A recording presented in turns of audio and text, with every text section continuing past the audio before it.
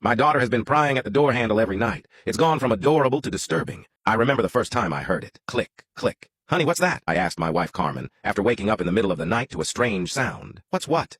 She replied in a groggy state, frustrated that I had woken her so late, but the sound had stopped. The next night I heard it again. Click, click. What could that possibly be? I wondered, as I woke up my wife again. This time she heard it. It sounds like the doorknob, but by the time we walked over to it, the sound had stopped. Luckily for me, back when I lived in the city, I had always gotten into the habit of locking my bedroom door, and that tradition continued well into moving into my wife's apartment, and even our current home, in the suburbs. We didn't hear the sound. Perhaps we were both in too deep of a sleep, or maybe it didn't happen that night, but either way, we thought the strange occurrence was behind us, until the next night, when we heard it again. Click, click, click! Is that what I think it is? Carmen asked. It most certainly is, I replied, a chill going down my spine as the recurring sound was beginning to genuinely terrify me. This time I tiptoed over to the door, careful not to alert whoever was turning it, and opened it quickly, only to find my 8-year-old daughter just standing there, staring at me. Christy? I asked. Yes, Dad, she replied. What are you doing, dear? You nearly scared me to death. I missed you and Mommy. It was so adorable that I nearly forgot how creepy the sounds of the previous nights had been. But then she simply turned and walked away. Good night, Daddy. I climbed back into bed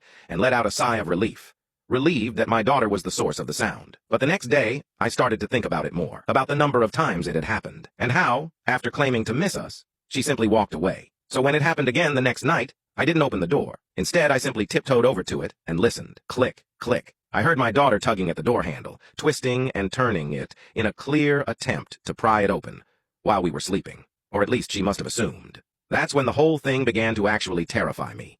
If she was trying to open the door and get into the bedroom while my wife and I were asleep, what did she intend to do?